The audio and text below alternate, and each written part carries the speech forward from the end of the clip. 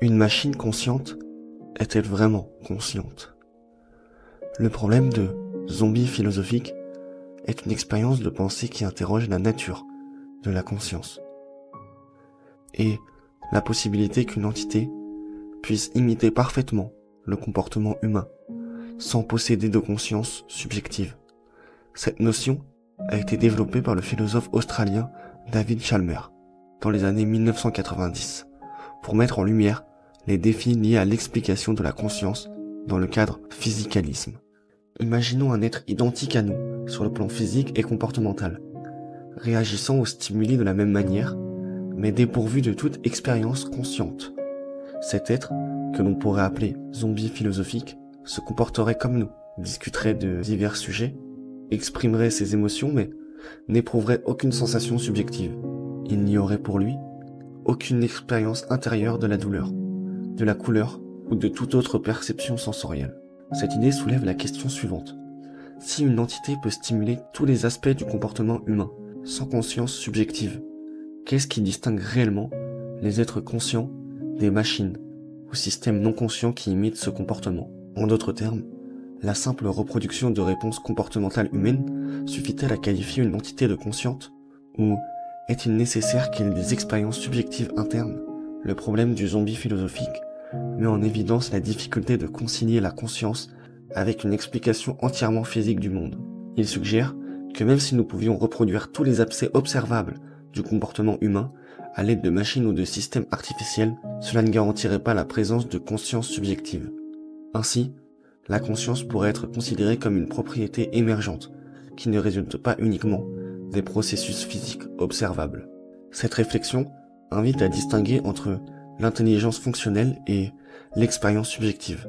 Une machine pourrait être conçue pour effectuer des tâches complexes et réagir de manière appropriée à divers stimuli sans jamais avoir de ressenti intérieur. Cela amène à se questionner sur la nature même de l'intelligence et sur les critères qui définissent la conscience. En somme, le problème du zombie philosophique nous pousse à réfléchir sur les limites des explications physiques de la conscience et à considérer la possibilité que la conscience implique des aspects non réductibles au seul processus physique. Il nous invite à explorer des théories qui reconnaissent la singularité de l'expérience. Penses-tu qu'on peut qualifier une machine de consciente? Et sinon, un jour, penses-tu qu'on pourra le faire? La connaissance est-elle possible sans expérience? La question de savoir si la connaissance est possible sans expérience a été au cœur de nombreux débats philosophiques durant des siècles, opposant notamment les partisans de l'empirisme aux défenseurs du rationalisme.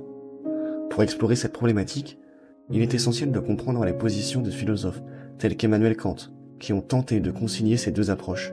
Les empiristes, tels que John Locke et David Hume, soutiennent que toute connaissance provient de l'expérience sensorielle. Selon cette perspective, l'esprit humain, à la naissance, est une table rase, une feuille blanche, sur laquelle l'expérience vient inscrire les connaissances. Les sensations et les perceptions sont ainsi les seuls matériaux à partir duquel nous construisons notre compréhension du monde. Sans ces données sensorielles, l'esprit n'aurait rien à traiter, et la connaissance serait impensable.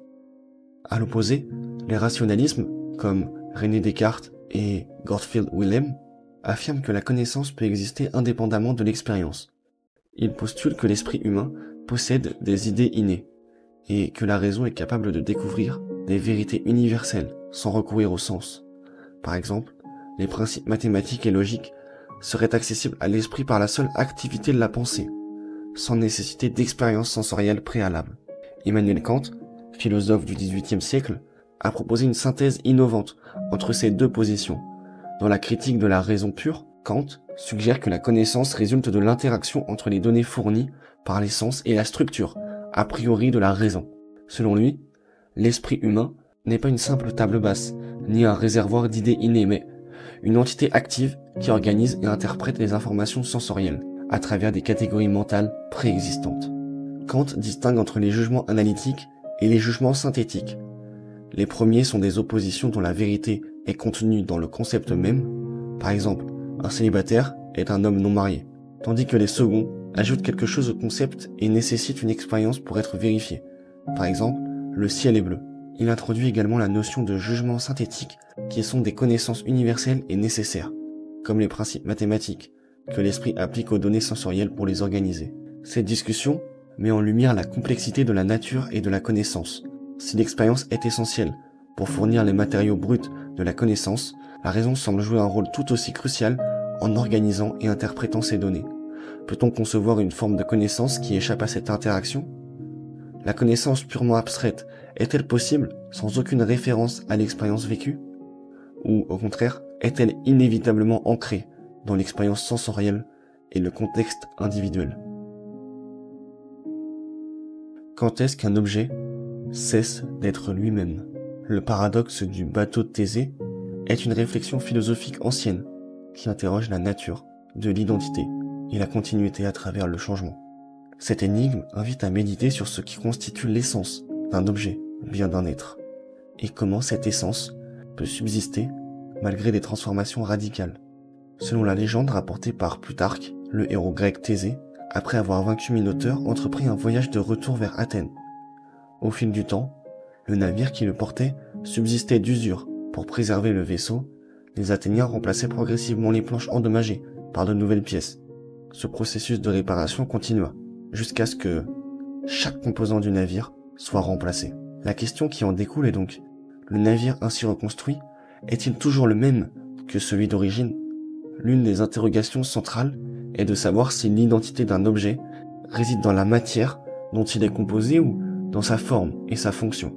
Si chaque planche du navire est remplacée, l'objet conserve-t-il son identité ou bien, dès que la matière change, une nouvelle entité émerge-t-elle ? Le paradoxe met en lumière la tension entre continuité et changement. Un objet peut-il demeurer identique s'il subit des modifications continues ? Cette réflexion s'étend au-delà des objets animés, pour englober les êtres vivants et même les institutions sociales.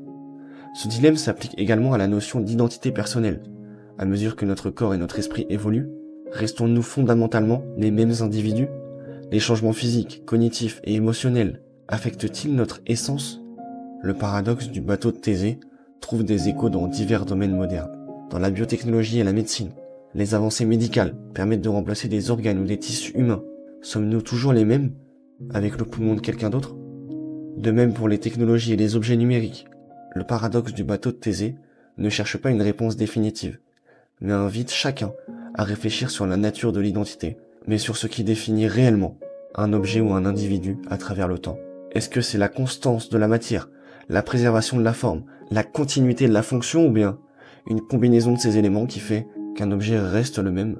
Et pour vous, quand est-ce qu'un objet cesse d'être lui-même ? Peut-on être heureux sans souffrance ? La quête du bonheur est une démarche universelle, profondément ancrée dans la nature humaine. Depuis l'Antiquité, les philosophes se sont penchés sur cette question existentielle. Peut-on être heureux sans souffrance ? Cette interrogation invite à réfléchir sur la relation complexe entre ces deux expériences humaines fondamentales. Épicure, philosophe grec du IVe siècle avant Jésus-Christ, proposait une conception du bonheur centrée sur l'ataraxie, c'est-à-dire l'absence de troubles de l'âme. Selon lui, le bonheur ne réside pas dans la recherche effrénée de plaisirs matériels, mais dans la satisfaction des besoins naturels et nécessaires, tels que manger pour apaiser la faim ou boire pour étancher la soif.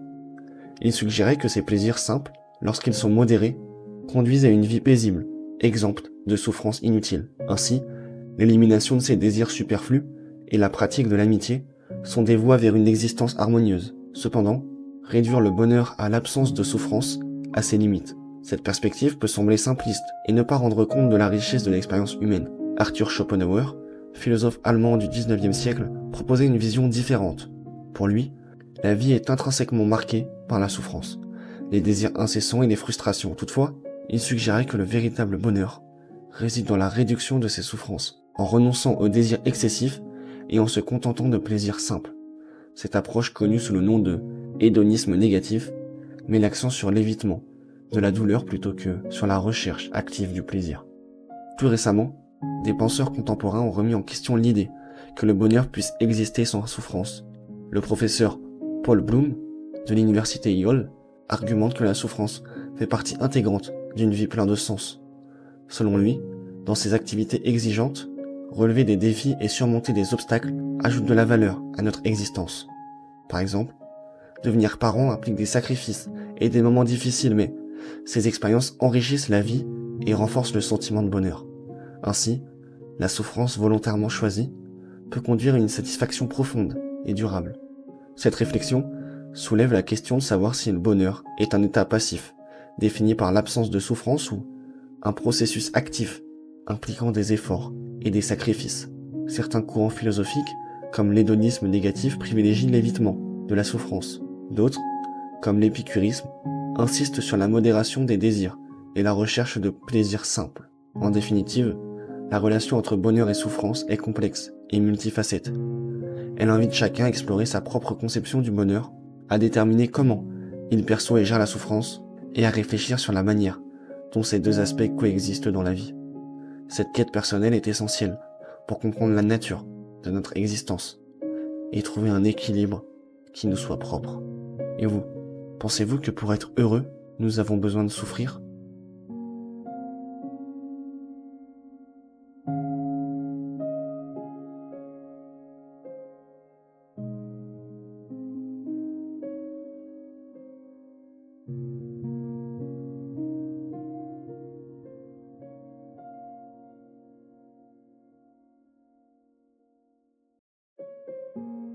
Le dilemme du tramway.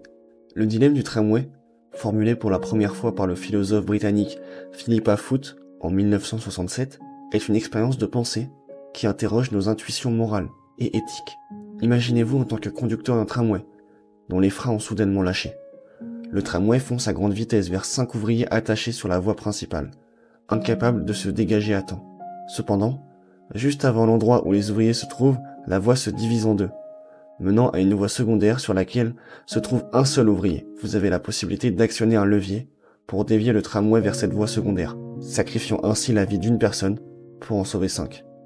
La question qui se pose est, devez-vous intervenir, sachant que cela entraînera la mort d'une personne, ou bien rester passif et permettre la mort de 5 personnes?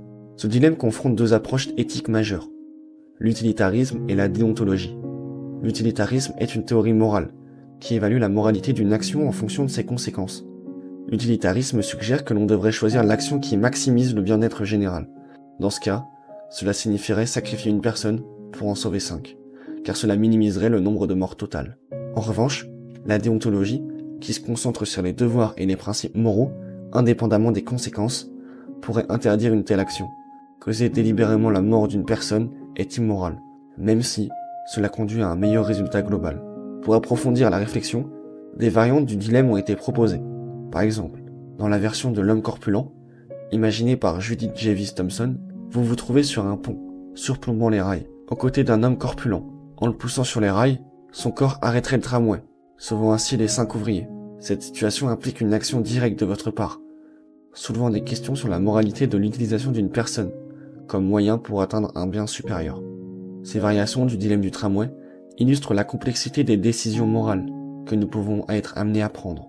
Elles mettent en lumière les tensions entre différentes théories éthiques et reflètent les dilemmes auxquels nous sommes confrontés dans la vie réelle, où les choix ne sont pas toujours clairs et les conséquences imprévisibles. En explorant ces scénarios, nous sommes invités à réfléchir sur nos propres valeurs, à examiner les principes qui guident nos décisions et à reconnaître que souvent, il n'existe pas de réponse simple aux questions morales complexes. Et vous, si vous étiez conducteur de ce tramway, vous sauveriez une personne ou bien les 5?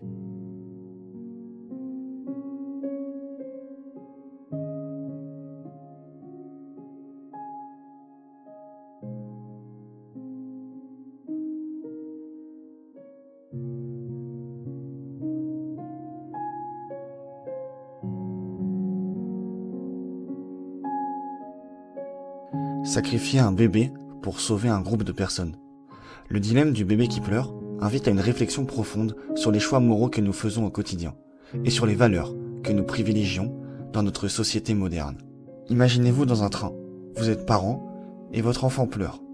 Vous avez deux choix, soit mettre votre fils devant un écran, ce qui permettrait de le calmer et ce qui permettrait aussi d'apaiser les autres voyageurs car ils n'auraient plus les bruits insupportables à entendre, ou bien ne rien faire du tout, craignant les effets néfastes que pourra avoir l'écran sur votre enfant. Ce choix met en lumière le conflit entre deux impératifs moraux, le bien-être immédiat de l'enfant et le respect des normes sociales et du confort collectif. Ce dilemme reflète les tensions auxquelles sont confrontés de nombreux parents dans le monde moderne, où les distractions numériques sont omniprésentes et souvent utilisées comme outils pour gérer le comportement des enfants en public. D'un côté, il y a le désir de maintenir l'harmonie sociale et de minimiser les perturbations dans un espace public. De l'autre côté, il y a la préoccupation concernant l'impact potentiel de ces technologies sur le développement cognitif et émotionnel des enfants. Les partisans d'une approche plus permissive pourraient argumenter que l'utilisation d'écrans est un mal nécessaire dans certaines situations, permettant aux parents de gérer les comportements de leurs enfants, tout en respectant les attentes sociales. Ils pourraient souligner que, dans un monde de plus en plus numérisé, l'exposition précoce aux technologies peut être bénéfique pour préparer les enfants à un avenir où ces compétences seront essentielles. Cependant, cette perspective pourrait être critiquée pour minimiser les risques potentiels associés à une exposition précoce aux écrans, tels que les problèmes de santé ou bien une diminution de l'attention et des difficultés sociales. De l'autre côté, il y a ceux qui préconisent une approche plus conservatrice. Ils pourraient insister sur l'importance de protéger l'enfant et de préserver les interactions humaines authentiques. Ils pourraient faire valoir que céder à la tentation d'utiliser les écrans comme solution peut avoir des conséquences à long terme sur le développement de l'enfant. Le dilemme du bébé qui pleure ne fournit pas de réponse définitive sur la meilleure action à entreprendre. Au contraire, il sert de point de départ. Et vous, auriez-vous mis votre enfant devant un écran ou l'auriez-vous laissé pleurer ?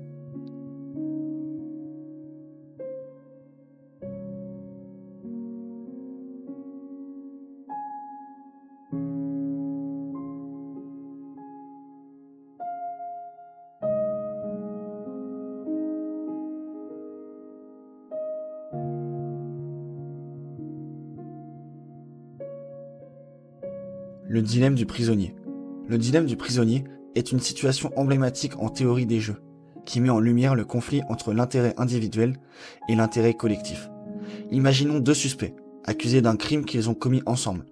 N'ayant pas suffisamment de preuves pour les condamner, les autorités les interrogent séparément, leur proposant leur même offre. Si les deux gardent le silence, chacun écope d'une peine légère pour un délit mineur. Si l'un dénonce l'autre, le traître est libéré, tandis que l'autre subit une peine plus sévère. Si les deux se dénoncent, ils reçoivent une peine modérée. Cette configuration expose un choix stratégique, coopérer en gardant le silence, ce qui bénéficierait aux deux, ou trahir pour potentiellement alléger sa propre peine, au risque de nuire à l'autre. Le cœur du dilemme réside dans l'incertitude quant à la décision de l'autre, incitant à privilégier sa sécurité personnelle. Cependant, cette logique individuelle peut conduire à un résultat sous-optimal pour les deux parties.